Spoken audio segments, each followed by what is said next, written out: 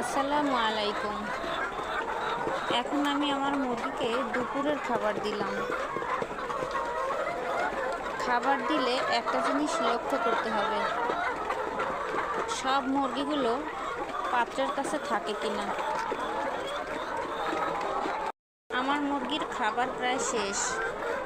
যখন আমি প্রথম খাবার দিলাম তখন খেয়াল করেছি সব মুরগিগুলো খাবার খাচ্ছে কিনা। সুস্থ বা অসুস্থ কোন মুরগিটা খাবার দিলেই বুঝতে পারা যায়।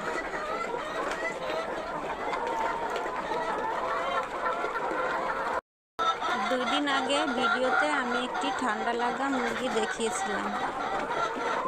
সেই মুরগিটা এখন আর খুঁজে পাচ্ছি না, সে সুস্থ হয়ে গেছে। আমি প্রাকৃতিকভাবে ঠান্ডা লাগলে মুরগিকে অন্যভাবে ট্রিটমেন্ট করি। আমি মুরগিটাকে কি খাইয়েছিলাম সামনের ভিডিওতে বলবো।